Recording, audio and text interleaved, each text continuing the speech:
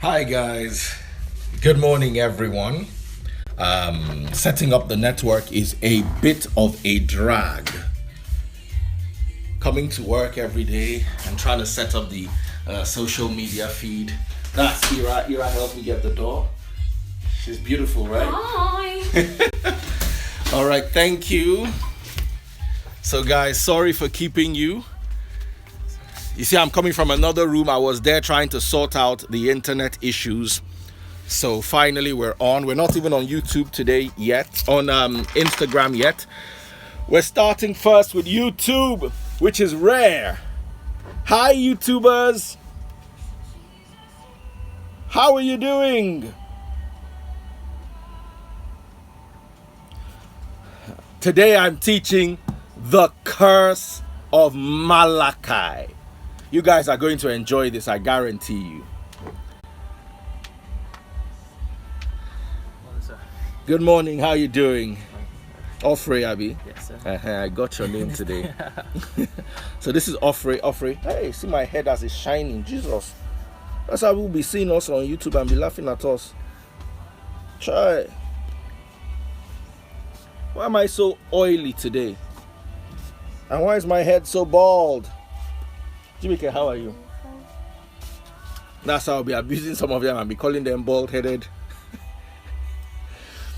Bald-headed, shrieking fowls. But you see, in all honesty, that's what they are. They are so greedy. Congratulations, Nigeria. I've not congratulated you. Congratulations. We finally have the most people living in extreme poverty in the whole world. We've overtaken India. So if you're in Nigeria, clap for yourself. I shouted, since when have I been shouting this thing? Since November. Please, let's do whatever it takes to get out of poverty. Nobody listened. People still went to church and paid tithe. We are where we are now. The poorest nation on earth with the richest pastors. Chai! 51% of the Nigerian population is Christian. So we are a predominantly Christian nation. Don't let anyone fool you. I can only say this on my YouTube page before everybody else starts to. But I warned you. So I'm going to repeat this when I go live on Instagram and on the other media. Facebook and all. But I can't say it on the radio. I will say it on the radio. It's just that it's not my radio station, so I've got to be careful what I say. But here on my YouTube channel, I'll tell you how it is. Congratulations. We're now officially the poorest. Let anybody come and be telling you that you generate income through tithing. Whether you not go and give the person conch. It's only in Nigeria that they can sell you such absurdness.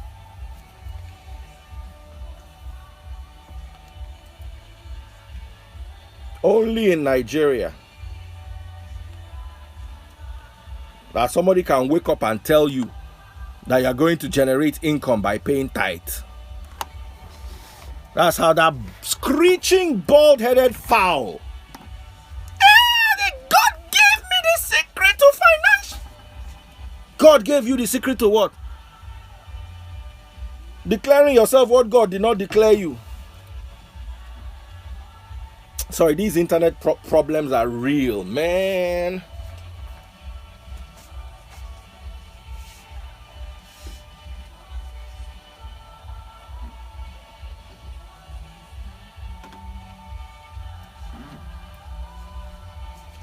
My iPhone 6 is officially a problem phone. I need a new phone for Instagram. It's just not picking Wi-Fi. It's just crazy.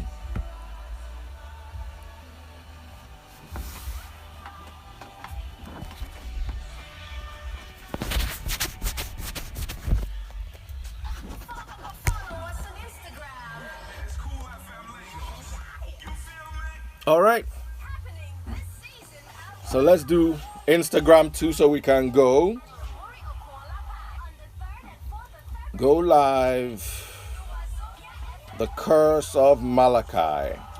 We're also live on YouTube and Facebook and Instagram. Okay, I think this place is the best place. I don't know why this is so... The color of this is so off.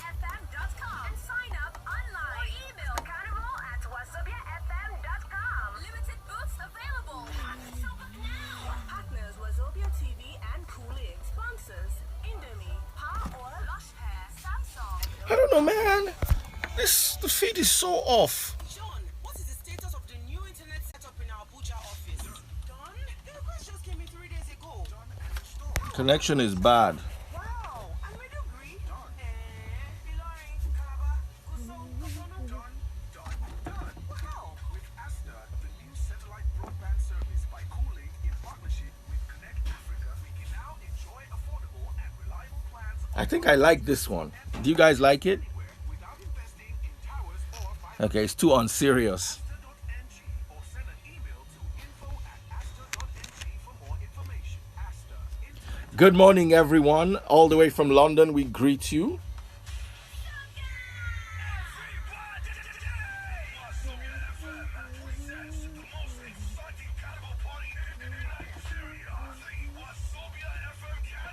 Come have fun with your favorite Wazobia FM presenters.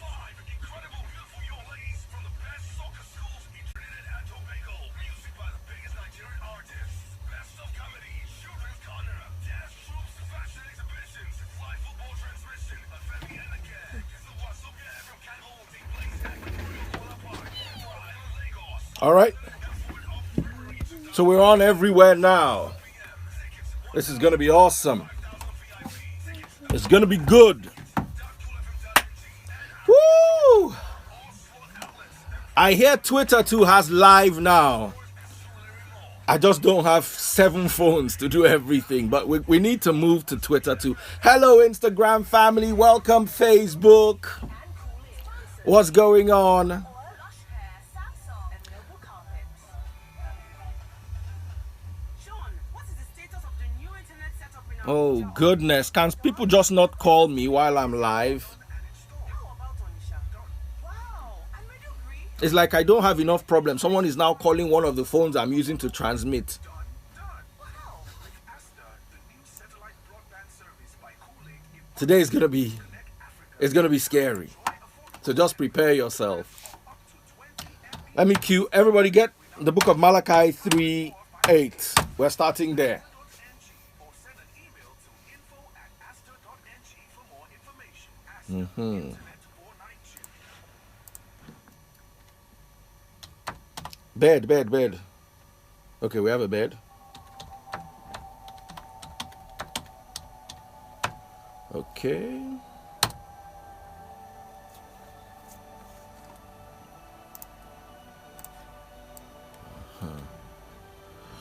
Um.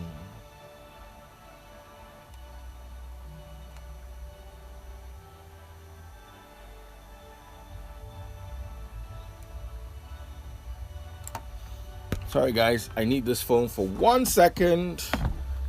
There's some message I have I need to transfer. Okay, fantastic. This is it. On everyone.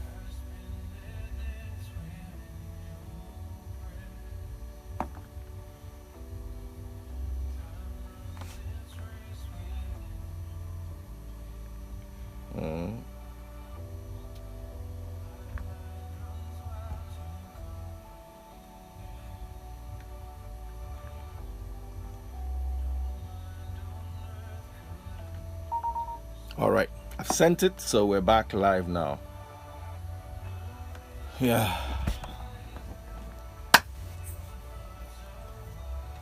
All right. Let's start.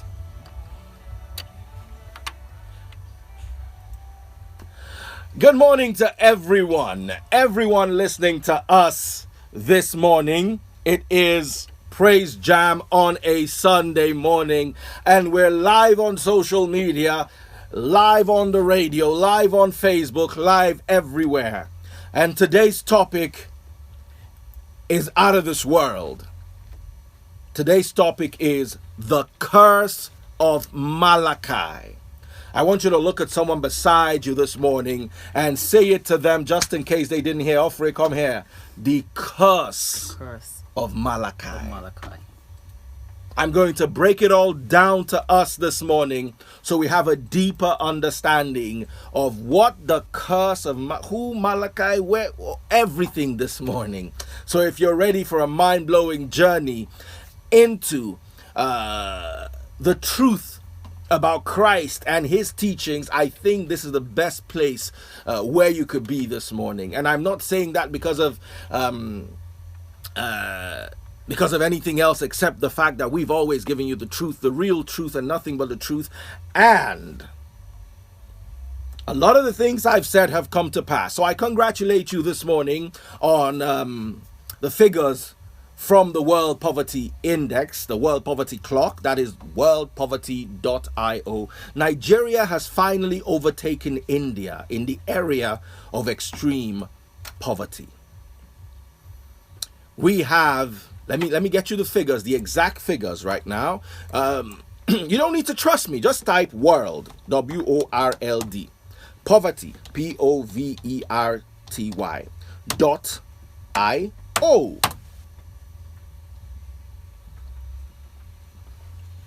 Let's wait for it. It's going to load. We had more poor people than China. Remember, China has 1.3 billion people, and China has less than 41 million poor people. We have 82 million poor people out of 194 million people, which is about half of the country.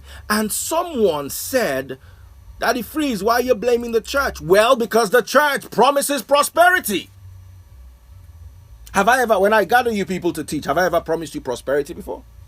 No, I don't. I'm not going to teach you prosperity because Jesus did not come to teach you prosperity. So if I'm teaching you Jesus, I can't teach you prosperity. You want to learn prosperity? Understudy Dangote. Did you read Paddy Adenuga's article? He was about to buy Chevron in the Netherlands. And he said something. He said, without any help from his father, Mike Adenuga. I agree. But you see, he had an edge. He understudied Mike Adenuga. He worked with Mike Adenuga. So buying you know how much they were bidding? $50 million was what he wanted to offer.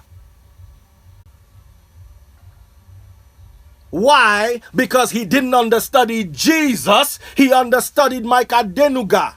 You want to make wealth? Start asking the millionaires how they make their money. You're looking for money in the Bible, you won't find it. It's not there. The Bible was written for your salvation, not for you to become a money changer in the temple. Jesus actually came to drive the money changers out then, and we are driving them out again now. Because we've realized that the prosperity doctrine has nothing to do with prosperity, just poverty.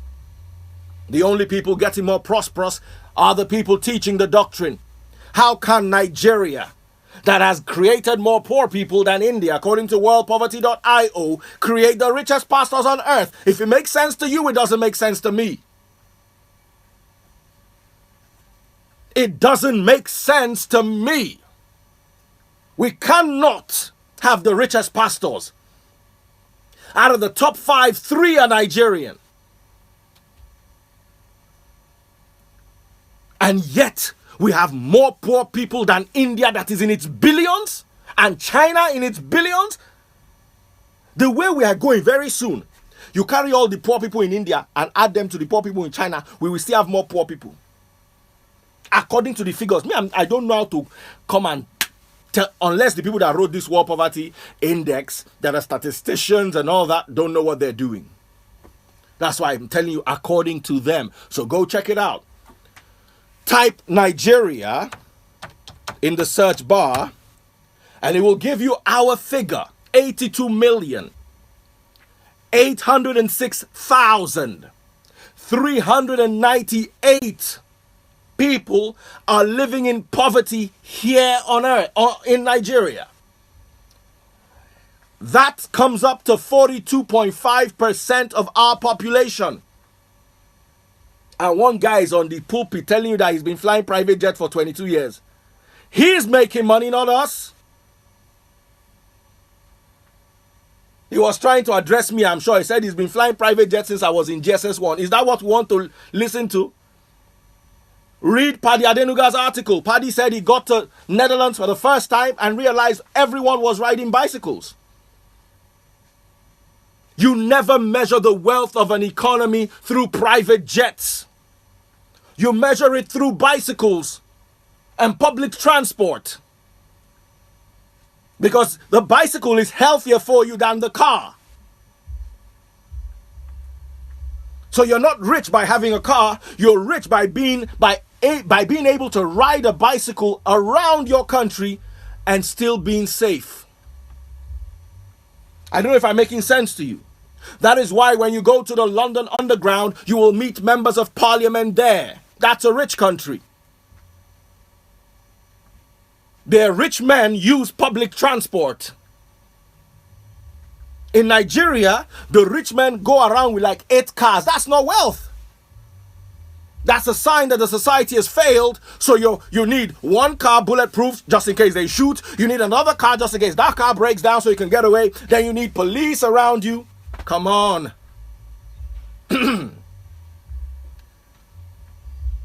If you sit down and calculate the number of policemen in Canada, in a state in Canada, you realize that our rich men have more policemen in their convoys than the whole of Ontario.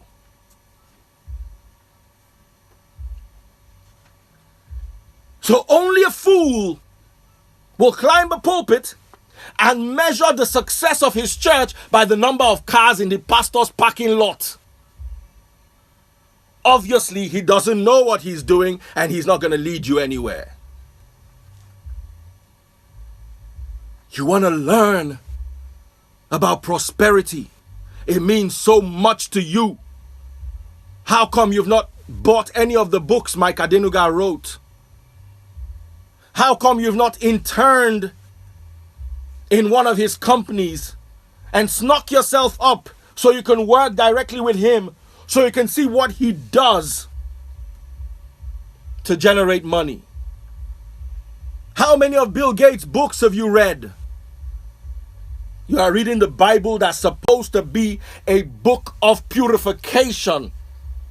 A book that's supposed to carve out the path to heaven for you. And you're looking for prosperity there, you're not going to find it. India is a Hindu nation, predominantly Hindu. There are some houses in India that have 10 gods. And yet they are getting out of poverty. The UAE is a Muslim nation. They're one of the top 10 countries in the world per capita income. China, that supplies everything you use, from the microphone to the table, everything. They're a Buddhist nation. Money making is not, how do I put it? It's not only for Christians. If you follow the principles of money making, whether you're a Buddhist, you're a Muslim, whether you're Hindu, whether you have 15 gods in your bedroom, you will make money. Same thing with prosperity. What we should be selling is love. That's what makes Christianity unique. Love, not prosperity. Because we're definitely not more prosperous than the Muslims. We're not more prosperous than the Hindus. We're not more prosperous than the Buddhists. We're not more prosperous than even the atheists. So as long as you sell Christianity as prosperity, they will not listen to you. How can you tell an atheist that you can make him rich when his name is Bill Gates? Jeff Bezos. Google Jeff Bezos' religion. You will not find anything about him and religion. Then you now go and read the Bible and say God will prosper you. He will slap you. Tear you good slap. Prosper who? Am I not the richest man on earth? He's already the richest man on earth. Made $10 billion in 2 weeks. You want to tell him about prosperity? You don't want to hear. But when you tell him about love, you'll catch his attention. When you tell Bill Gates, who's ready to give half of everything, all your pastors cannot give half of what they have. Their schools they've built, you cannot even attend for free. Then they want to teach you about love. Of course they can't teach you about it. It's that money making that they know. Money, money, money. Come to me. Doctrines of hellfire. I don't know who's with me this morning, but I'm a bit angry. Angry that we could become the country, according to worldpoverty.io, with the poorest people. How? And somebody said, why are you blaming the government? Why are you blaming the church, not the government? Last election, did you not see all of them giving campaign speeches inside church? Did that same bald-headed screeching did you not invite one top politician and said he brought a word from the Lord? Did you not see the videos? I saw the videos. Do we still not have one of them in office now?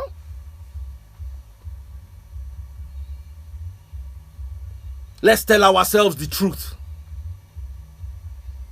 The house of God. I was watching that politician at that pastor at Ekweme's burial. Oh my goodness. If every pastor, you guys saw the video. If every pastor could speak like that man, it's only a matter of time. Nigeria will straighten out. The Bible is clear about it. Judgment will begin in the church. And the time is now. We're going to go on a quick break, and when we come back, we're taking this further. Today I'm teaching the curse of Malachi. Stay with us.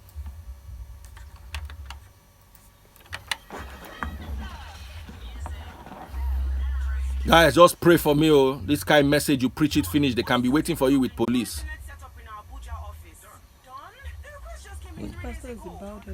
Is it not? I don't want to mention his name because of he did not mention my name too. So those people that know him know him.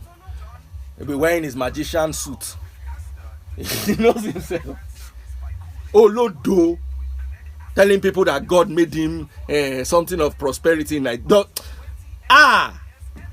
As in, they know they even fear. And my anger is the Christendom will just follow them like tail. Daddy, Papa has spoken. Papa. Anybody that calls any of them Papa again, I will put a special curse on you. When Jesus has said that there is nobody bigger than anybody else. When Peter, that Jesus said, you are the rock upon which I'll build my church, was feeling like he was more important than Jesus said, the most important of you all is this child. That's to the person that he himself said he was building his church on. Then one person 2,000 years later is calling himself Papa. Fire. Papa ko. Mapa ni. That's how they will wind your head. You start to worship their chair. Let me go back. Today I'm very angry. Please just forgive me. I'm not just in a happy mood. Welcome back. Today I'm teaching the curse of Malachi. And I'm angry. And I want you all to forgive my outbursts, but I cannot sit and watch my country, according to the worldpoverty.io, become poorer, even though we're less than 200 million than India, who is in its billions. As of today, this minute, because the poverty is rising in Nigeria according to the worldpoverty.io, our target is 12.2 people should escape poverty per minute, but we are currently at minus 6.4, meaning that we're falling deeper into poverty. And currently our figure stands at 82,806,462. Oh my God, it's turned to 63 right now. As I'm looking at the figure is changing. One more person has fallen into extreme poverty. Jimmy, can look at it, is now 63. One more person, while I was speaking this, has fallen into poverty. One more. It's now on 64 now. One more person has fallen into poverty just as we're looking right now. 82,806,465. One more person. One more person live as we're here in the studio. Now let's search for India. India is a country with 1.351 billion people. 1.351 billion people in India. And they have 82 million. We have 82 million to get out of poverty.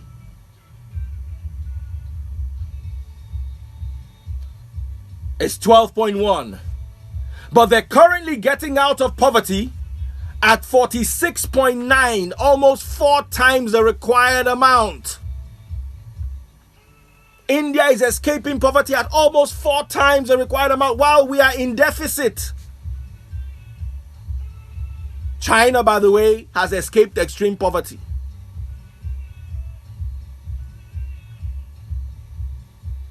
The UAE, out of extreme poverty. China took 1.3 billion people out of extreme poverty. If by now we do not realize that poverty has nothing to do with God, because He has already given us this brain we don't use.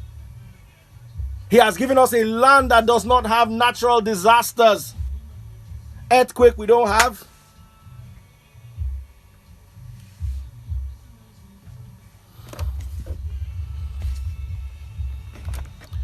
I don't know why the internet is so bad today. I'm just so frustrated. I think we're going to go on a quick break because I'm losing all the social media. Guys, I need you to this internet because I haven't started this message. This message is very, very important. I'm going to go on a quick break and go and try to fiddle around with the antenna a bit. So, I need cool link in my life, man. These people that say they are swift, they are just not swift enough for me. I need cool link. Let me go and talk to the people so they could give me a cool link cable so I can, anytime I use cool link, we just work so well. We don't have any problems. Ah, man. You also need to have some cool. They've changed their name. I'll tell you all about them in a moment. We'll be back. Stick around. Let me go and mess around with the antenna a bit.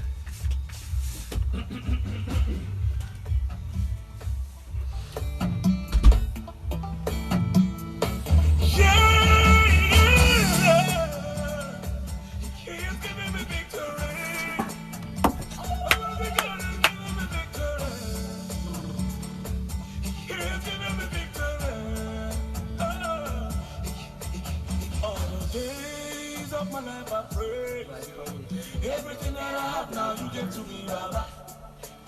Lord, I say for your love, I'm grateful. Yes, you love me plenty, you came to die for me.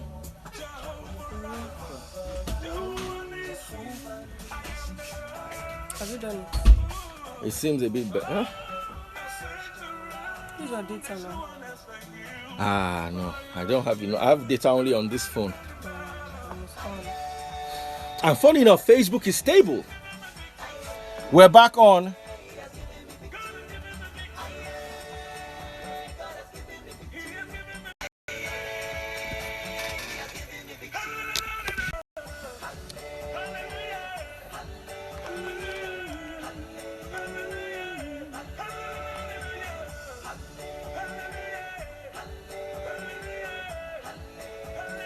I want to restart again. I think that's the best thing to do. But Facebook is doing well. I should go outside and turn the antenna. Does the phone switch networks? Maybe it No. has switched. No, I've removed. These ones are not even on. Let me reboot it. Okay.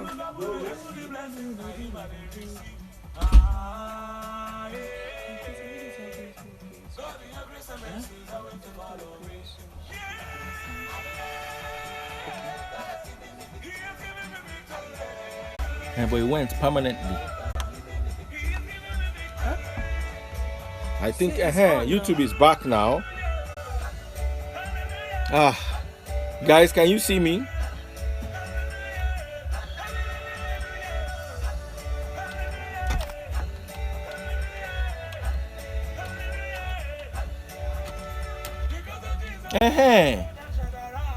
Facebook is gone. It's gone permanently. We're trying to bring it back.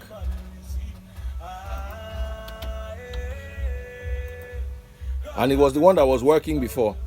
Okay, everybody is back now. It was good I missed. Can you play commercials early? The next is 11 o'clock. The next is 11 o'clock. Okay, so I should just go straight.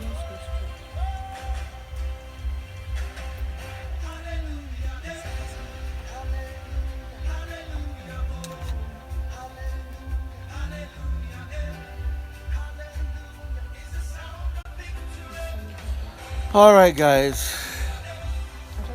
You see, that's why I like Cool Link. Wow. Look at how our audience just dropped. Bad network is bad, though. It frustrates everybody. So now we're back on. Cool Link has decided to help me out. So we have a feed now. Thank God. Okay, so can I continue? All right, thank you, Cool Link. Cool Link has sorted me out. They're swifter than the ones that say they swift. It is 96.9 Cool FM. Welcome back. Our social media feeds are on facebook.com/Cool FM 969. You could watch us on Facebook. People are happy that we're back. We're back, guys. Welcome back. On Instagram, it's Daddy Freeze, and on YouTube, it's youtube.com/Daddy Freeze Teaches. Now, all my old messages are there on YouTube, so just go to my YouTube page and subscribe, because when you subscribe, you get notifications each time I come on live to do my teachings. Okay, so shout out to the Facebook people, the YouTube people, and the Instagram people. The numbers are beginning to go back up again, so I can see the people have tuned back in, so I can continue. Before the break, I was talking about the fact that India was on 83 million people in poverty in December, but today they're on 82. They're going down to 81, while we are rising in poverty. And the time has come now. Judge not, leave God to judge. So why do we have a judiciary? Why do we go to court? If you have a problem, why don't you just wait for God to judge? Then you say, touch not my anointed is the old law, is the Old Testament. Leave it. Doesn't work in 2018. We have a new priesthood under the order of Malachi. And what did the new priesthood do? Let's grab our Bibles. Let's grab our Bibles and do this morning. The book of Acts chapter 7 verse 54. Let's read this together. Acts chapter 7 verse 54. Somebody on Facebook is saying, please share. Guys, please share the message. Let everyone have the opportunity to hear this. When the members of the Sanhedrin heard this, they were furious and gnashed their teeth at him. But Stephen, full of the Holy Spirit, looked up to heaven and saw the glory of God. And he saw Jesus standing at the right hand of God. Look, he said, I see heaven open and the Son of Man standing at the right hand of God. At this they covered their ears, and yelling at the top of their voices, they all rushed at him, dragged him out of the city, and began to stone him. Meanwhile, the witnesses laid their coats at the feet of a young man named Saul. While they were stoning him, Stephen prayed, Lord Jesus, receive my spirit. Then he fell on his knees and he cried out, Lord, do not hold this sin against them. When he said this, He fell asleep. That's the new covenant. I want you to look at someone beside you this morning and tell him, that's the new covenant. Touch not my anointed was the old covenant. A prophet in the new covenant should pray for those crucifying him. The same way what Stephen did was exactly what Jesus said. Father, hold this not against them, for they know not what they do. And then somebody is telling you Old Testament. Touch not. They will touch you. Unless you are lying and you are afraid for them to touch you. Do they not touch me? I'm still praying for the grace not to abuse. Sometimes I abuse them. I pray for the grace of God. I know it's hard. I know I'm wrong to abuse them. Oh, yes, I am. If you insult me under the new covenant, I should look away. It's just that we have gotten to a point where if we don't stand up and start making sense and knocking sense into each other, we will not go anywhere.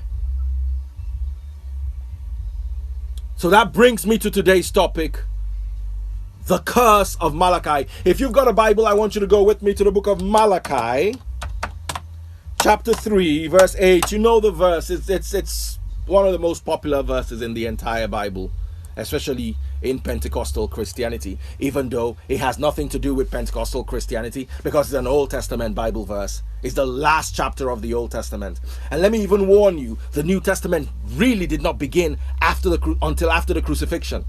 So even what you have as the New Testament is not the New Testament. Or sorry, it's the New Testament but not the New Covenant. The New Covenant didn't start until after the crucifixion. I know you guys don't know this.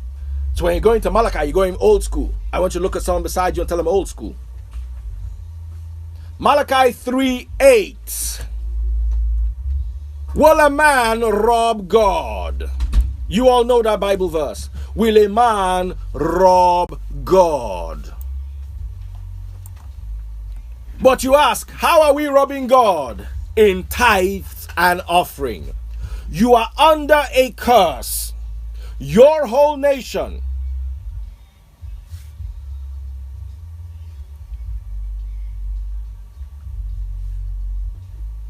A bit of internet fluctuation, I'm back.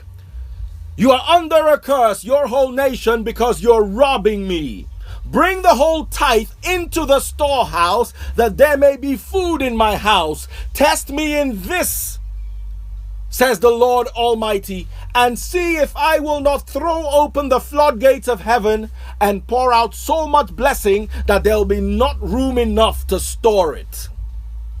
I will prevent pests from devouring your crops. I'll rebuke the devourer, according to Old King James. But I'm reading, which of the versions am I reading now? New International Version.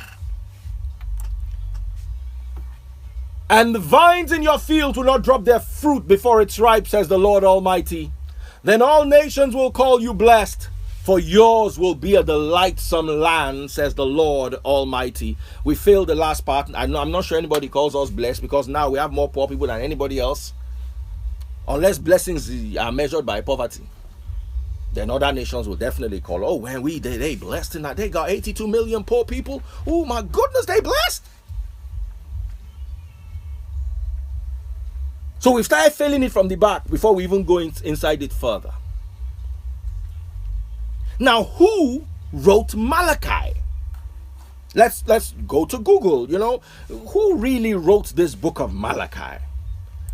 So if you go to Google will probably take you to Wikipedia. So let's take from Wikipedia. Then I'm going to take you from history. Then we're going to go to biblical sources. Well, Nevim contains the Tanakh, the last 12 minor prophets.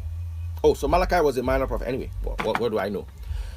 Grouping of the prophetic books in the last section of the Old Testament, making Malachi the last book before the New Testament. Now, some scholars note affinities between Zechariah and the book of Malachi. So if you go a little back to Google, I'm still doing Google here. There's a book that says Malachi was apparently known to the author of Scholasticus in the 2nd century BC because of the development of themes in the book of Malachi. Most scholars assign it to a position between Haggai and Zechariah, slightly before Nehemiah came to Jerusalem. Now that's Wikipedia. Let me give you some history now. 14 years, in the year 444, the same Persian king permitted his cupbearer, who was Nehemiah, you know the story, to return to Jerusalem and rebuild its walls. You could see this in Nehemiah 6:15. As the newly appointed governor, Nehemiah also spearheaded reforms to help the poor. Nehemiah 5, all the way from 2 down to 13, you could read them all. And he convinced the people to shun mixed marriages, Nehemiah 10:10, to keep the Sabbath, Nehemiah 10:31, and to bring their tithes and offerings faithfully, Nehemiah 10:37 to 39. And I want to read Nehemiah 10:38 for you real quick right now. So let's do this. Nehemiah 10:38. So you understand what Nehemiah was trying to do. So Nehemiah 10:38 says, a priest descended from Aaron is to accompany the Levites when they receive the tithes. And the Levites are to bring a tenth of the tithes up to the house of our God, to the storehouse of the treasury. So if you go back to where we're coming from, Malachi 3:8 to 10, will a man rob God? It is saying that bring ye all the tithes to my storehouse, so there may be meat in my house. Okay. Now, if you read Nehemiah, who preceded Malachi, what was supposed to be taken to the storehouse was 10% of the tithe. The book of Deuteronomy explains what you're supposed to do with the rest of the tithe, but we're not going into tithing today per se. We're talking about the curse of Malachi. So only 10% of the tithe was supposed to go into the storehouse. And the storehouse was not a church. Because if you remember, Joseph built storehouses in Egypt.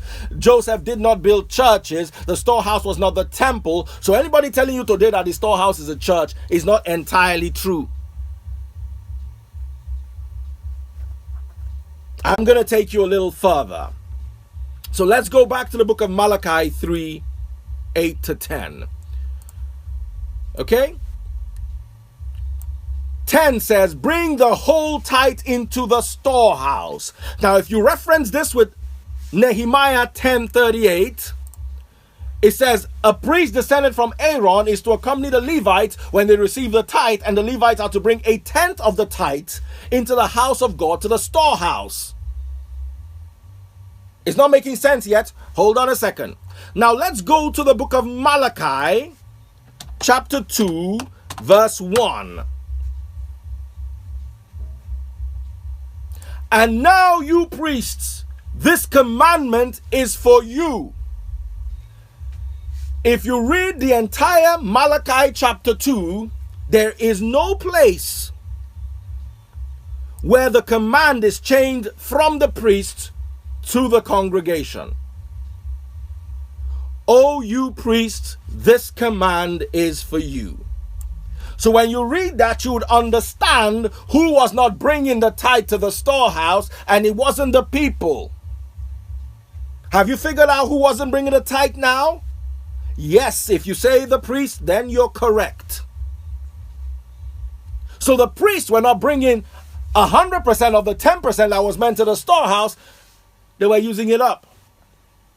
So there was a curse upon them.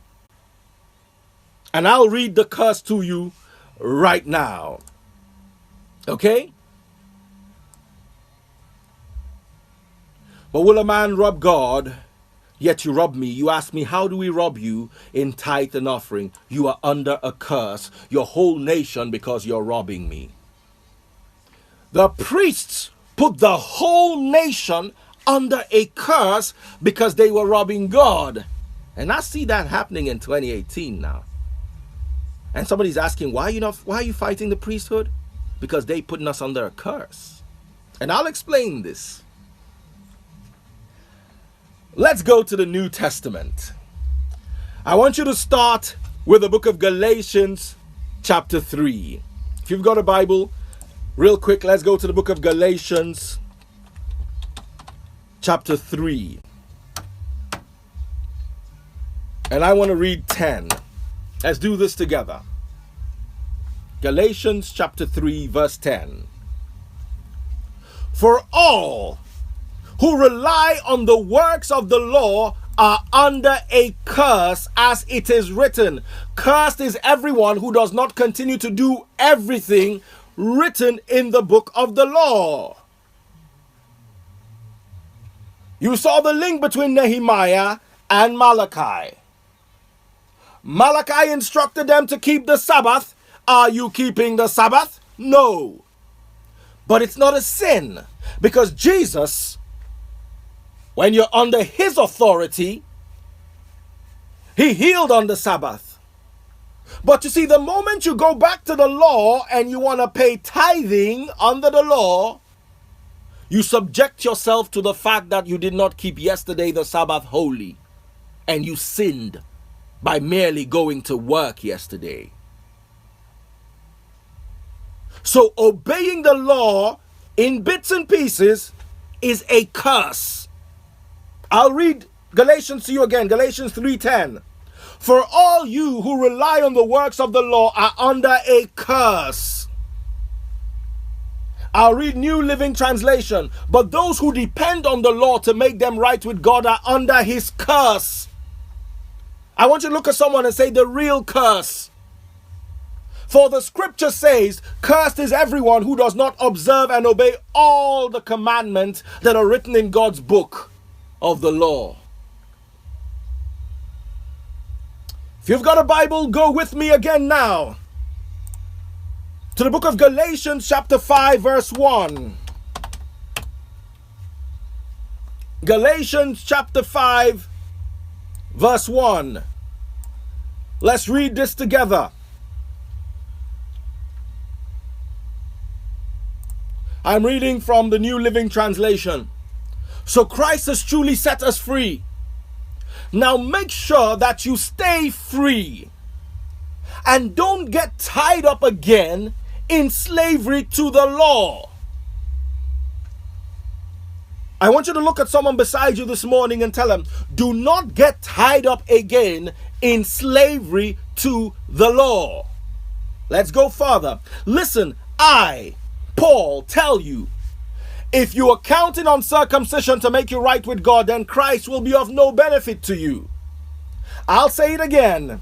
If you're trying to find favor with God by being circumcised, you must obey every regulation in the whole law of Moses. Everything. The book of Leviticus 19:27. Do not cut the hair on the side of your head. Do not trim your beard.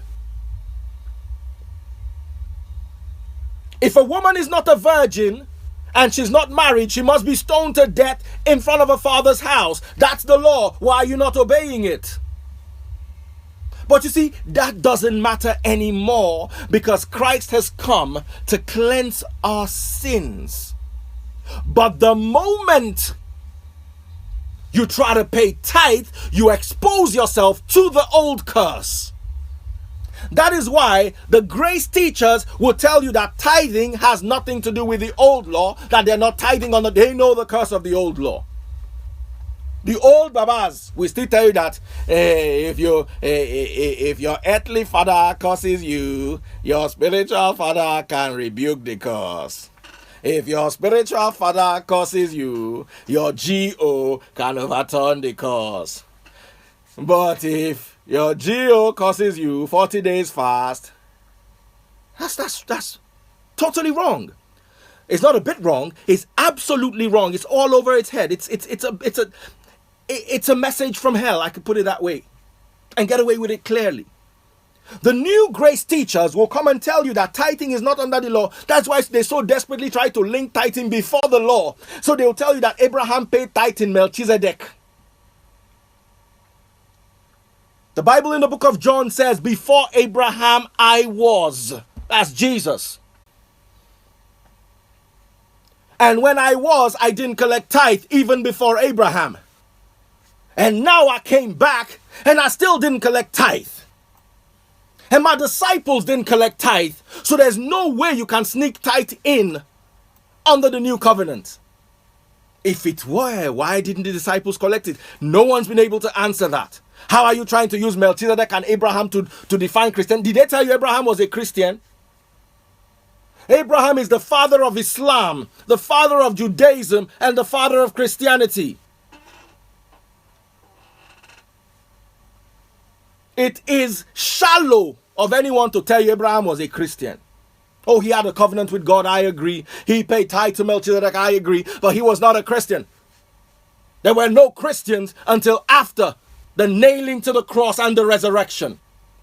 And none of those Christians collected tithe, so leave tithing is the old law. I'm coming back in a moment. I need to take a quick break.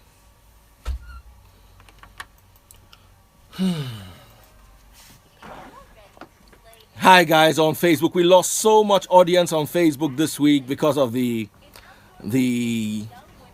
internet issues. But welcome back everyone. Hi Irene. How are you doing? Hi Mickey Oga, Noble King. Hi Fab Mom of 4. Hold on. Hold on. Okay.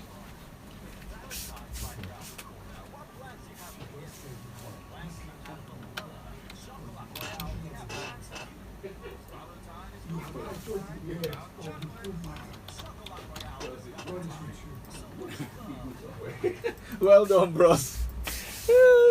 Some of my colleagues listening came to. Okay, we back. Let's go in. Welcome back, Lagos. His name is Emmanuel, Abi. Yeah. Shout out to Mr. Emmanuel, who is also listening to us right there from the front desk of Cool FM. Absolutely wonderful guy. I love him. Emmanuel, good morning. Thanks for coming up.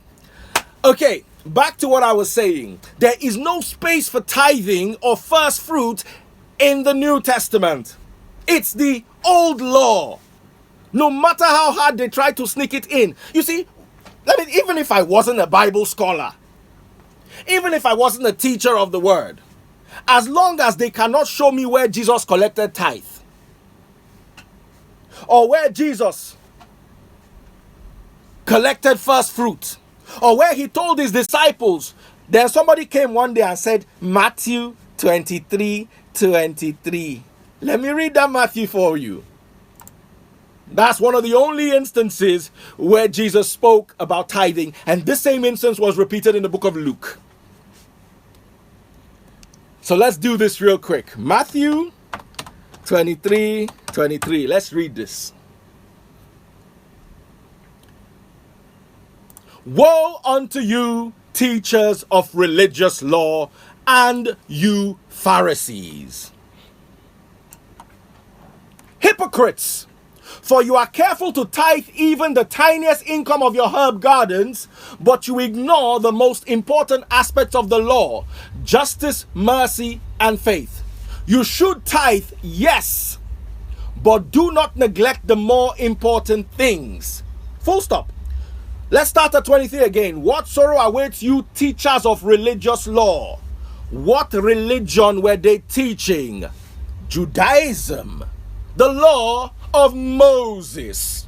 I'm taking you forward now to Galatians. You must obey all the law. The teachers of the law.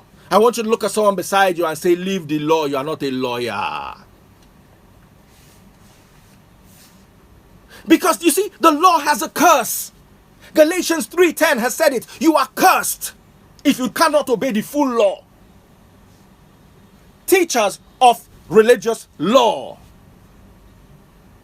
Yes, you people should pay your tithe. You are teachers of Judaism. The Pharisees, the scribes, and the teachers of religious law were not Christians.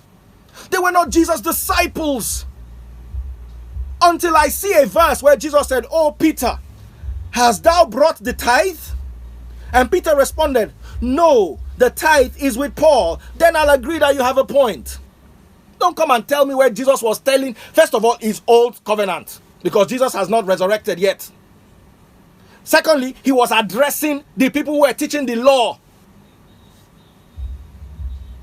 Hebrews 7:18 had not happened. And I'll explain to you and I'll show it to you with reference. Let's go to the book of Hebrews 7:18.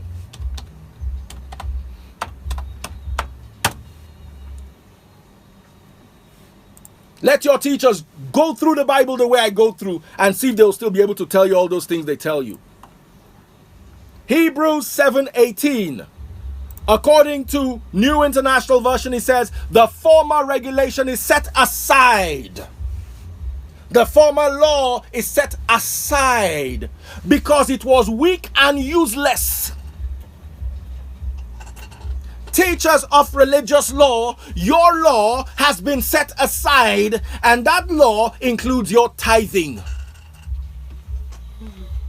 New Living Translation. Yes, the old requirement about the priesthood was set aside because it was weak and useless.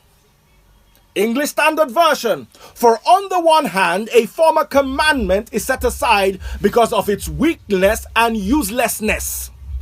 King James Version. For there is verily a disannulling of the commandment going before, for the weakness and unprofitableness thereof. I want you to look at someone beside you and tell them, unless you're a lawyer, the law is unprofitable.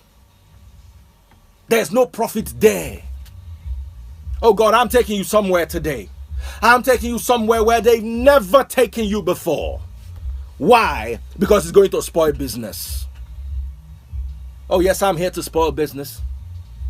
Just the way Jesus came with a rope or whip made out of cords. That's how I'm here with my whip too. Real quick, I need to turn off the Instagram feed for a second because I want to share something with you.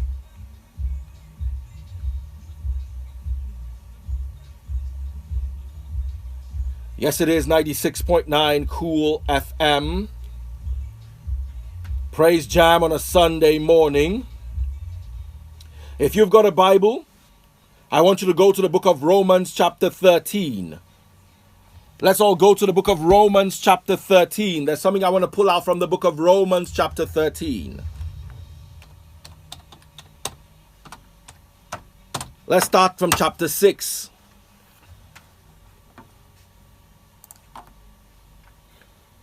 Romans chapter 13 verse 6. You guys are going to be afraid what you hear today. Pay your taxes for these same reasons. For government workers need to be paid. They are serving God in what they do. Give to everyone what you owe them. Pay your taxes and government fees to those who collect them. How many pastors in Nigeria pay taxes?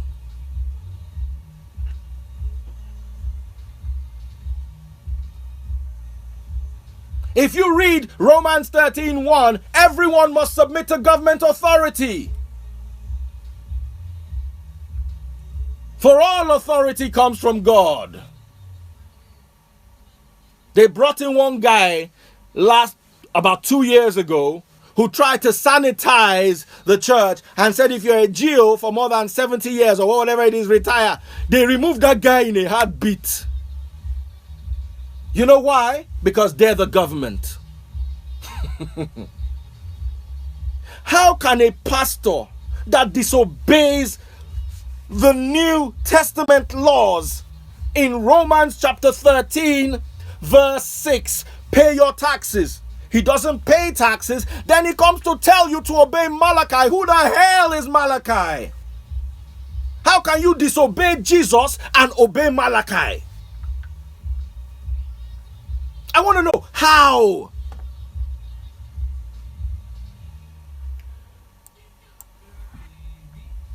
I want you to go with me right now to the book of Luke chapter 10. I'm reading from 25. I'm going to come back to the book of Romans. If I miss it, remind me, please. Luke chapter 10, And I'm reading 25. On one occasion, an expert in religious law. I want you to look at someone and say, law.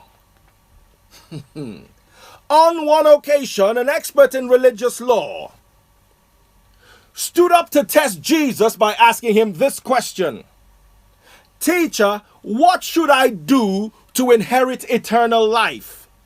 Jesus answered him, what does the law of Moses say? How do you read it? The man answered, you must love God with all your heart, all your soul, all your strength, and all your mind, and love your neighbor as yourself. Right, Jesus told him, do this and you will live. Do this and you will live. Love God and love your neighbor. 2 commandments from Jesus. Let's go back now to the book of Romans. Romans chapter 13.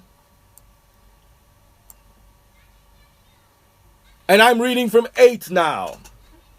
Owe nothing to anyone except for your obligation to love one another. If you love your neighbor, you will fulfill the requirement of God's law. I want you to look at someone right now and say, law. If you love, you have fulfilled the law. Simple.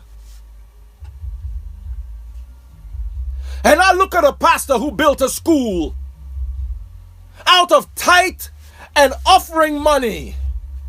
And those who paid that tithe and offering cannot send their children there. Is he obeying Jesus? No. But he wants you to obey Malachi. Are you a Malachian? How can you disobey Christ as a Christian and teach people to obey Malachi? There's a curse upon them. And I didn't make it. It's there in the Bible. Galatians 3:10. Cursed they are. How can you stand and claim you are a Christian and you disobey so blatantly the word of Jesus and the teachings of his disciples? They say pay your tax. You will not pay. They say love your neighbor. You will not love. But you want to sell me Malachi? Take that garbage away from me. I'm not interested in the law because I'm not a lawyer. I'll take you further. The book of Acts chapter 4 verse 32. Sorry, I got so much Bible in my head. Sometimes I say it out wrong, but I know what I mean in my head. The book of Acts, chapter 4, verse 32. Let's do this together. Now the full number of those who believed were of one heart. All the believers were united in heart and in mind. Oh my goodness, I just love this. And they felt that what they owned was not their own. So they shared everything they had. Love your neighbor as yourself. Playing out in the life of the disciples. They loved each other so much. They did not own anything. They shared everything. I'll take you further. The apostles testified powerfully to the resurrection of the Lord Jesus. I want you to look at someone and tell them new law. The resurrection of Jesus, that is the new covenant. Not Malachi. And God's blessing was upon them all. Full stop. Now I'm reading 34. Acts chapter 4 verse 34 now. Emphasis. There were no needy people among them, because those who own land or houses will sell them and bring the money to the apostles. Now, this is the fraud in the prosperity doctrine. They will tell you the apostles, people paid 100%, not 10%, as they have seen that tithe under Malachi is not working. It's not working. You can't fly it in Christianity. If you are a Jew and if you practice Judaism, I'm sure there's somewhere in your doctrine there's space for tithing. But in Christianity, the old law is invalid. So they now try to sneak, as they've seen that, hi, this door has blocked. This Daddy Freeze and all these wicked people, they have come to block this door. They now teach you, they now quote a portion of a verse. I've never seen that amount of fraud before in my life. Let me tell you what they read to you. Acts chapter 4, and they'll never read it to you. They'll tell you, Acts chapter 4. That is why I stopped watching some TV programs. I do not want a pastor preaching to me, telling me in the book of Acts chapter 10, Jesus, no, read the Acts chapter 10. Let me hear it. Don't tell me in the book of Acts chapter 10. That's how one daddy Jew woke up one day and said, Proverbs 41. Or sorry, Psalm 41. Let me even read it to you people, and I'll read his interpretation to you. Psalm 41, verse 1. Let me read it to you.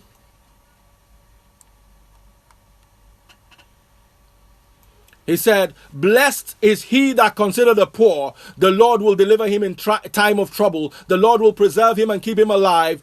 And he shall be blessed upon the earth, and thou not deliver him unto the will of his enemies. And the Lord will strengthen him when he's sick. You know what this Geo said? He said, blessed are the givers, for when they are sick, God will visit them. And he was trying to use it to sell his partnership program. You know that partnership brings £7, £70, £700. The Bible is clear. It says the poor. He who considered the poor. It does not say pastors. But he just said it. It was even Sunday Adelaja that brought my attention to it. They will just read to you. The book of Psalm 41 says, if you consider, and everybody follows because you do not demand. You've got to start making demands. Please, sir, Gio, hello, sir, Daddy Gio, read the Psalm 41. Don't tell us what it says in Psalm 41 because we're not going to read it anyway. We don't like books. So, sir, please, it's your duty. We have paid you to come and teach us today. Read it to us, the whole of it, and let's cross-check it. Let's be Berean Christians. One quick break and we'll be right back.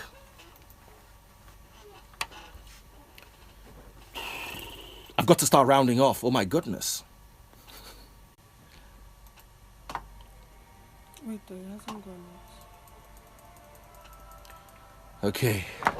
So I can use this as an opportunity to catch my breath. Turkish Airlines Sales Festival has begun. Buy your ticket until February 28th. Fly between January 15th and April 30th. Discover the world with John 13, special fares. 34. Fly to more countries than any other airline. For more details, please visit turkishairlines.com or call your travel agent. Turkish Airlines, widening your world. Happening this season of love. Hi guys, how are you doing? Happy Sunday. God bless you. Cool FM is trying to hook us up with a machine where I won't need to use my phones to broadcast. So it's going to help us out. We're going to be able to have more mileage. Lara Edo says, this is the best place to worship God. Yes, it is. Sign up online. Watching from Thailand with love. I love you too. Limited booths available. Thank you. Partners was Obia TV and Someone said tithing was a part of the law of Moses. Believers are not under the law. and Noble Car. I so agree with you. All right, we're back. Let me round this off because I'm a bit scatter-minded. Once I go off, like I come back, who can remind me exactly where I was? Can anyone remind me exactly where I was? Psalm something. Yes. God bless you. God bless you. Psalm 41. All right, it is 96.9 Cool FM. You must insist.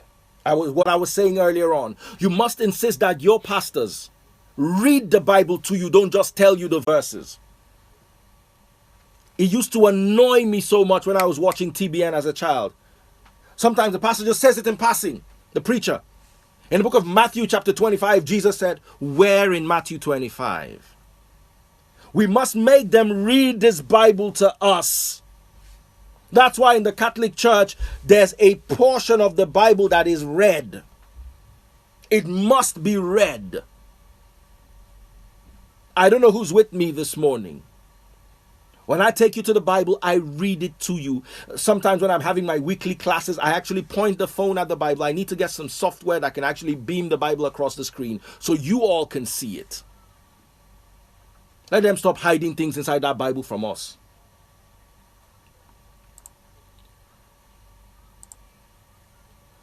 Now, I want us to go back to the book of Acts chapter 4. And I'm reading from 34 now. There were no needy people among them because those who owned land or houses would sell them. Now, this is what the fraud they do. This is what I was trying to explain before I went in the book of Psalms. This is what they pick up. I don't know if you guys have heard this Bible. I've heard every preacher preach this. And they just pick this. They say, in the book of Acts chapter 4, the believers sold all their possessions. Yes, the believers sold all their possessions. Yes, some of the believers gave 100%, but there's an explanation to it. And it's inside that same verse. Let's do this together. There was no needy people. There were no needy people. Because those who sold their lands didn't just come and sell their lands and dash the disciples. They sold their lands and the money was distributed to the needy, not to the disciples. So giving 100% was never given to the church. They gave 100% to take their brother out of poverty, and that is loving their neighbor as themselves, which is what doesn't apply in the church today. Because how can poor people make the richest pastor on earth? Obviously, someone is not loving their neighbor. I want you to look at someone beside you right now and tell them, someone's not loving their neighbor. If you've got a Bible, I'll love you to go with me right now to the book of John, chapter 13. Let's do this together. John, chapter 13. I want to read to you from 34. A new command I give you. John 13:34. A new command I give you. Love one another as I have loved you. So you must love one another. By this, everyone will know you are my disciples if you love one another. When a pastor builds a school that even his junior pastors cannot send their children to, can he tell you that he's loving the people the way Jesus loved them? Jesus laid his life on the cross for the disciples. And he said they must lay their lives on the cross for each other. How can somebody build a school that his own people cannot attend, and then he's telling you to go and obey Malachi? Can you not see beyond your noses? Jesus said, I've given you a new law, love. There's no better time to preach it than the month of February. The first week of February, the month of love. I'm presenting to you the commandment of Jesus. Love one another as I have loved you. If you don't obey that, shut up with Malachi. I don't want to hear it. Do you want to hear Malachi? I don't want to hear Malachi. Who is Malachi? How can you disobey Jesus and tell me to go and obey Malachi? Why don't you tell me to go and obey Buddha? Can a Muslim leave the teachings of Prophet Muhammad sallallahu alaihi wasallam and go and be obeying Hare Krishna?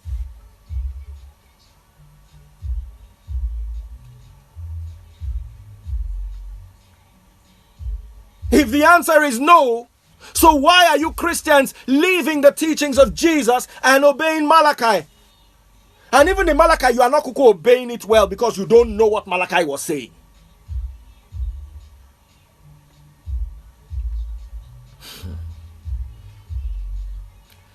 I don't know who's with me this morning, but I'm here to share the Bible with you.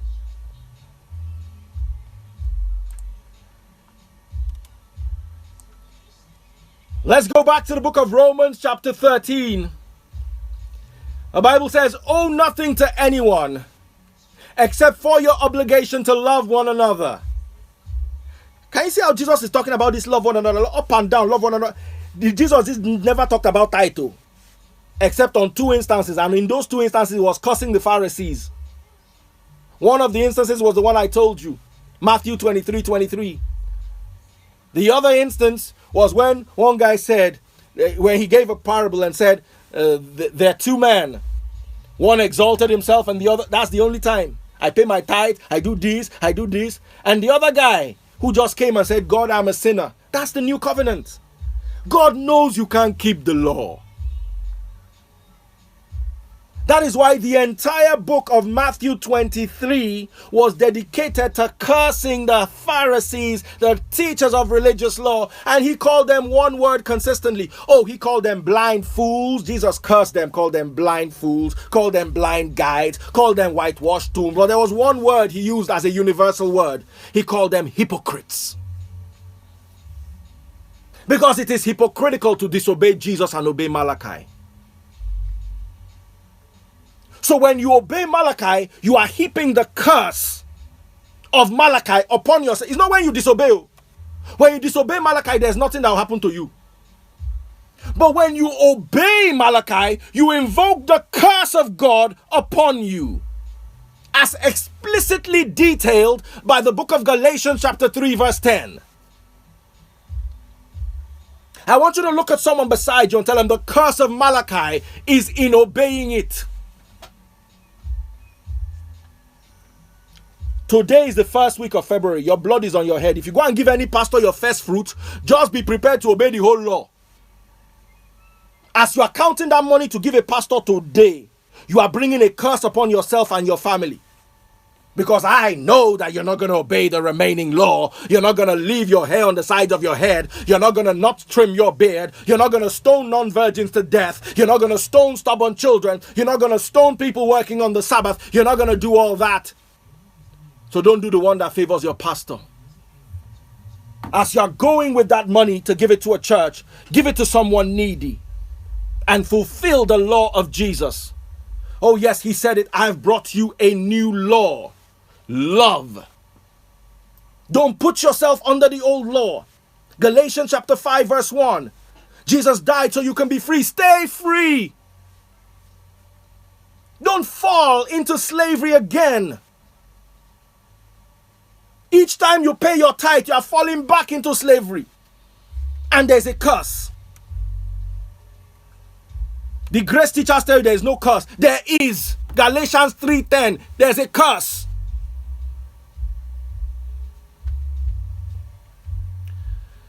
The Bible in the book of Romans chapter 13 verse 9 is a summary of Jesus' teachings, and I'm going to read it to you. For the commandments say, you must not commit adultery, you must not murder, you must not steal, you must not covet. These and other such commandments are summed up in this one commandment: love your neighbor as yourself. Love does no wrong to others, so love fulfills the requirement of God's law. If you love, you have paid tithe. If you love, you have left the hair they said you should trim. If you love, you have given first fruit, even if you don't have 1 naira in your pocket. Why? Because love fulfills the law. Jesus is love. Jesus fulfilled the law. Love fulfilled the law.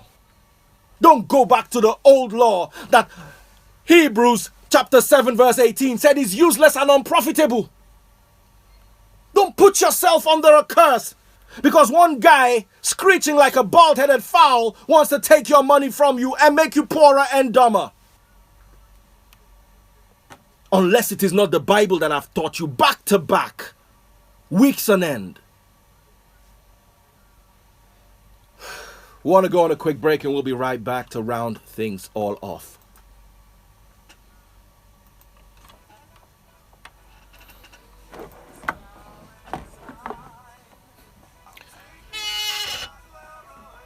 My message today is a bit harsh. It's a bit harsh. Because there's a curse. I cannot sit and allow you to fall under a curse. One of my friends and colleagues, her name is Ayo. When I started preaching my doctrine, she unfollowed me. A lot of people unfollowed me. I met her brother, her blood brother, yesterday. He gave me free food from his joint. I said it's one of my biggest. I said this our doctrine is going to cause problem.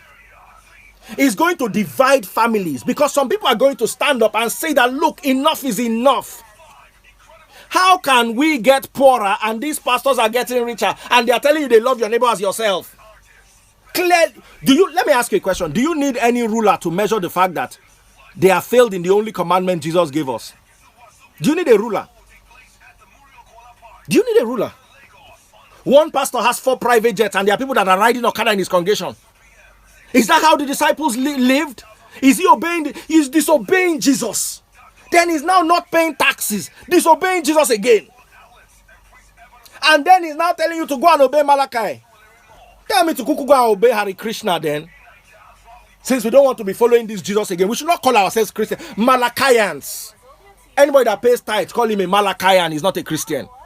Can you be disobeying Jesus and you are calling yourself a Christian? Do Muslims disobey Prophet Muhammad?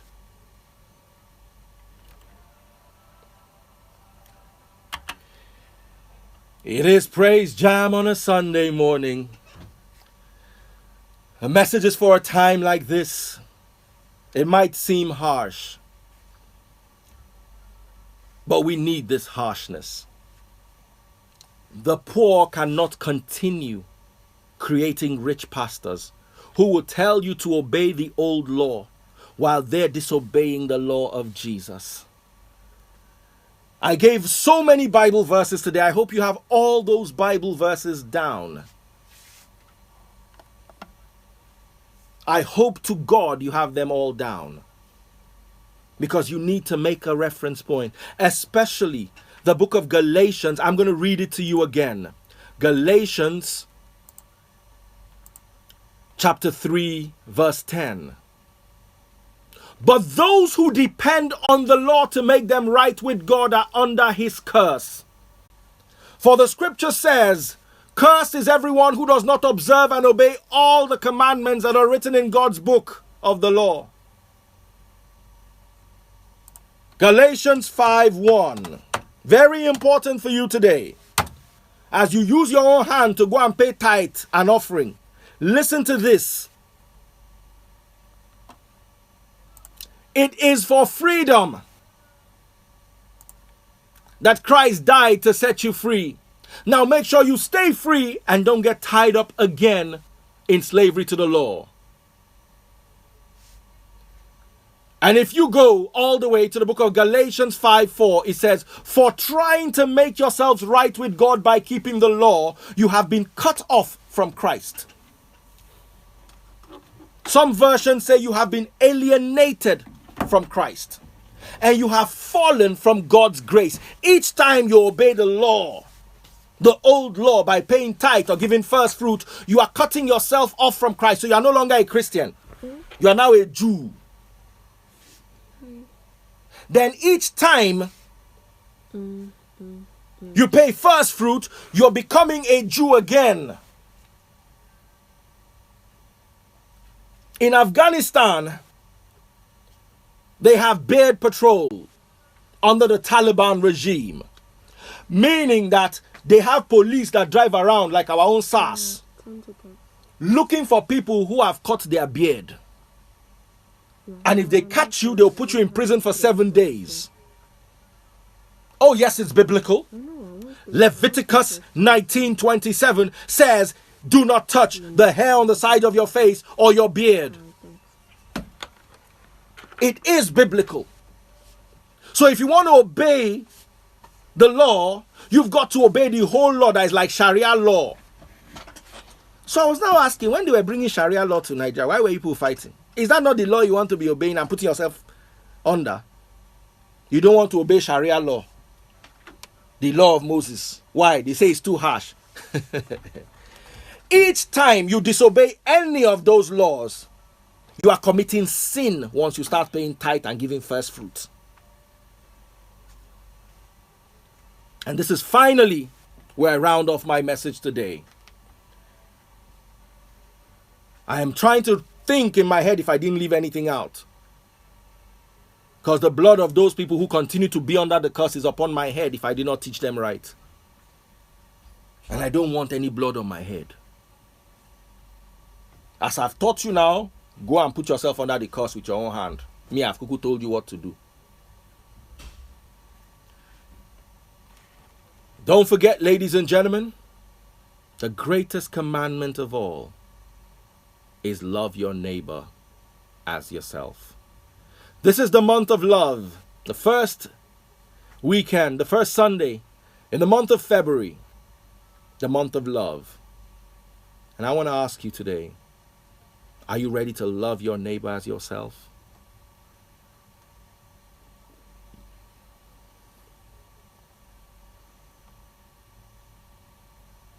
Somebody said, if you love your neighbor as yourself, why would you divorce? If you really love your neighbor and you know they are not happy in the marriage, let them go.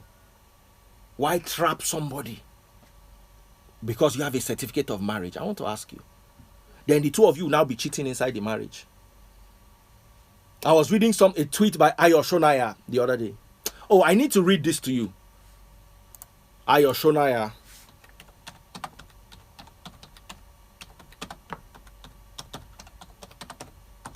I need to read it to you. It's on Linda Ikeji. Even if it takes me... Okay, I found it. Even if it takes me 3 days to get you this tweet, I will look for it.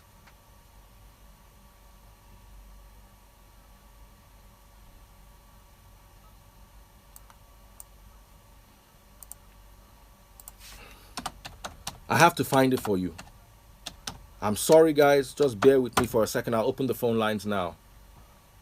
Most Nigerian men invite their side chicks to their wedding. Let me read this to you, so you understand what the word hypocrisy truly means. The Nigerian men invite their side chicks. The wives that are getting married invite their chairmen, their sugar daddies. And that is marriage. Let me ask you a question. You are in a marriage. This is the hypocrisy of marriage today, of the Christian marriage. We are married, but we are cheating. At least we are better than those who are not married. Even though I'm cheating on my husband, at least I'm married. I'm able to keep my marriage whole. That's why one joker the other day was saying marriage is for complete people. And then side chicks started showing up. But he's married. Oh, yes, he's right. He's better than anybody else who's not married. Hypocrites. Help me greet them. Hypocrites. Hypocrites.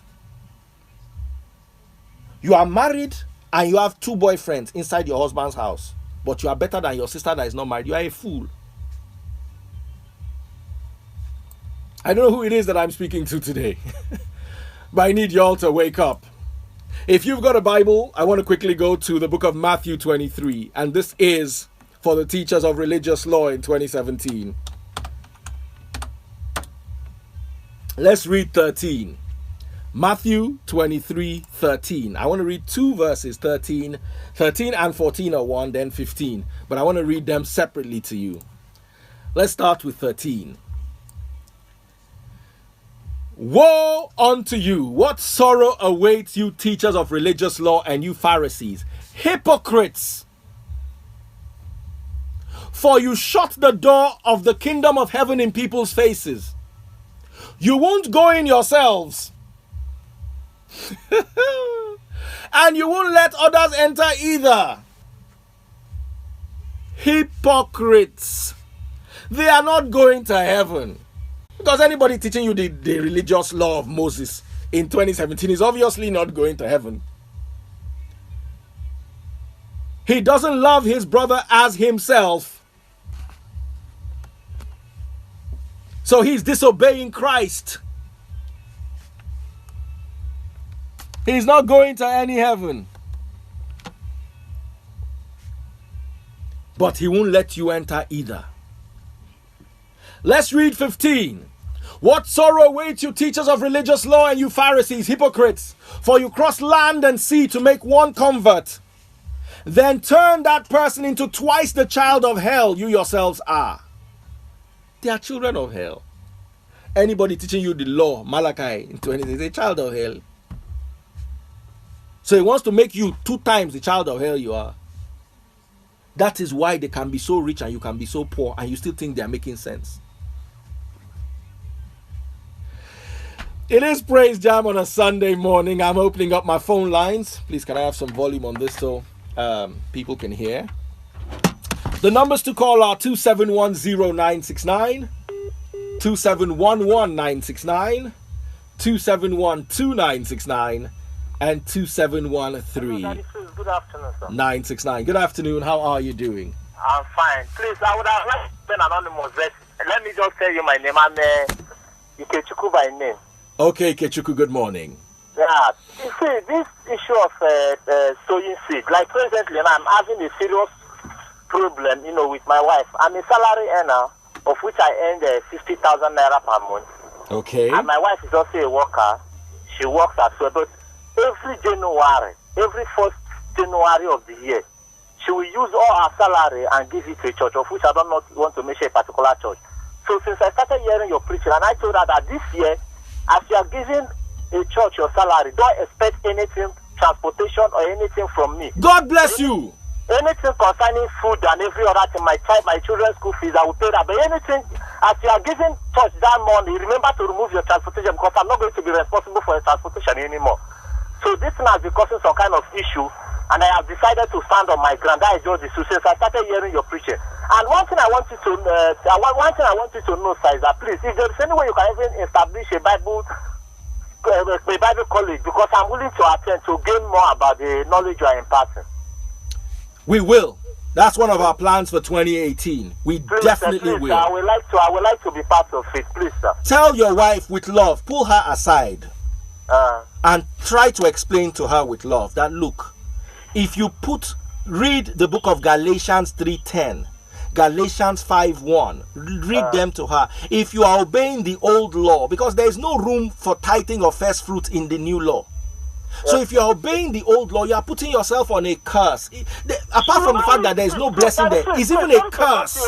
Sorry to cut you off. She will not listen to me, and she will refer all this that the GOs, like as if they are second gods. She will keep telling me that the GO said this, that the GO said this. So she will not even listen to me except what that the GO said. That is what, even if I'm telling her, she will look me as a person that is unbeliever. So the one thing I'm just fed up with the whole situation.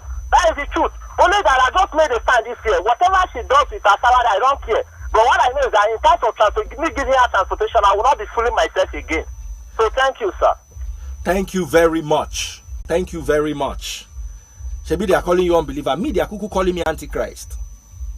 The people that are telling you that they are teaching you Christ are disobeying Christ too. When I started my TAP challenge, I said take a tithe of your income and let's use it to remove someone from poverty. Because I saw the figures on worldpoverty.io. How can Nigeria with 194 million people have more poor people than India with 1.3 billion people? We have to start removing ourselves from poverty. To get people to participate in the TAP challenge was war. Congratulations, now you are poorer than India. At least me, it's not, the blood is not on my hands. Any day God calls me and says, oh yeah, come and be going home, I'll go and meet my heavenly Father. I know that I don't have anybody's blood. I've told every message that came, no matter how hard it is. Sometimes I cry before I come and preach because I know they are going to stone me for preaching it. But I still take it upon myself to make sure I tell you. How can you? Obviously, you are not making any money. You go and give your small salary every January. Put your husband under the undue pressure of carrying the load, and you tell me there is a blessing. There is no blessing, there is just a curse. Galatians 3:10 is a curse. Somebody said, Daddy Freeze, it works for me. It doesn't work for anybody. So why don't you go and carry a car and put palm oil on it and go and put it in the junction? Maybe it work. Those people that do it, does it not work for them? If the Christianity has a manual, it's called the Bible. If it's not there, it's not Christianity. It's idolatry. Please, let's just take 2 more quick calls. Very quick. Yeah. Hello? Hello, good morning, Daddy Freeze. Yes, good morning, Francis. How are you? I could tell your voice. Yeah, beautiful, brother. Beautiful. You see what? All right. We lost Francis real quick. Sorry. Who's there? 10 seconds Hello, only. Daddy Freeze, good morning. Good morning, sir. How are you? I'm fine. This is Samuel from Badari. Samuel, how are you? I'm fine. All right, Samuel. Daddy, God bless you. Please, let me tell you something, eh? Why we are getting into poverty every day by day in Nigeria is that some people have locked up the resources of the country in a room, no love, because if you love your brother, you not let him go hungry. Amen. According to the teachings of Islam and the Prophet Muhammad, sallallahu alaihi wasallam, he said that if there's a single man that goes hungry because he has no food to eat in a town, there's a curse on that town. Hello? Hello, good morning. Yes, good morning. Your final caller for today. Daddy Freeze, I really want to commend you for a very good job doing there. Thank you very much, sir. You are inspired. You are just wonderful. Thank you, sir. We can really open our mind, open our heart to understand what's going on in this country today. We know that we are really pulling ourselves for some things that we think we are doing right. Honestly, I'm a victim, and I know what I'm talking about. How? I think we should stop giving out all this so-called money in the name of tithe that we want to be blessed. We are only being greedy. That's just the truth. It's like we are just acting like we are looking at them as the money doubler. We will give out this amount, expecting us to be blessed with this amount. It is only being greedy, Daddy Freeze. We are just being greedy. Let us face the fact. If someone will not have money in the house to feed the children, and you are out there dishing out money to some people that will be preaching prosperity for you, and at the end of the day, you are not getting anything. Are they Elijah? Can they command something that you will yield immediately? Elijah will speak and you get the result immediately. He's so 100% correct. Thank you, everyone, for listening to us. God bless you, God keep you, God protect you, and God uplift you. And the message today, let it register into your soul and spirit, and let God give you the understanding to interpret it. Take care of yourselves. I'll be teaching during the week. Don't forget, it's facebook.com/coolfm969. And on YouTube, it's youtube.com/Daddy Freeze Teaches. Take care, and you could catch up with the teachings later. God bless you. Guys, don't forget to subscribe to the YouTube channel, youtube.com/Daddy Freeze Teaches. On the 3rd and 4th of February 2018. Thank you, everyone. Somebody says, pastors are the problem we have in this country. Does China pay tithe? Help me ask them. How can you download today's teaching for the record? It's available on YouTube. Just type Daddy Freeze on YouTube, or just go to your browser and type youtube.com/Daddy Freeze Teaches. Let me type it up for you here in Facebook. Please don't forget to share the message. Don't forget to share the message. I'm typing it for you on Facebook, youtube.com/Daddy Freeze Teaches. Okay, that's the link. It's there permanently. You can download it off there. Okay, bye, Lara. God bless you. Don't forget to share the message, please. There's somebody here who said something about my teachings during the week. I wanted to just read that out. Posh Mama said, Daddy Freeze, your Sunday teachings always have a different spiritual vibe than your weekday teachings. Yes, because my Sunday teachings are more preaching. Weekdays more teaching, more conversational. Sundays it's more preaching. Weekdays is more teaching. Anybody else? Thank you. I love you guys all too. God bless you all. Irene, are you there? Select moderators to delete comments and block people. Okay, some people say, Carol stuff. Hi, Carol. How are you doing? God bless you, Carol. Thank you so much for what you sent the team. The team is really, really happy. I speak on behalf of the entire team. Can I get the weekday program? Yes, the weekday programs are available on YouTube. And I'll always advertise them on my Facebook page, Freeze Cool FM. I can't really advertise them on Cool FM's page. Do you understand? Daddy Freeze, we talk about the life of Ayo Babalola, one of the Pentecostal movements in Nigeria, and Obadari. I will one of these days. Okay, guys. Oh yeah, Joseph. As I see you smile. Thank you. Thank you. I love you guys too. So God bless everyone. Take good care of yourselves. See you guys soon.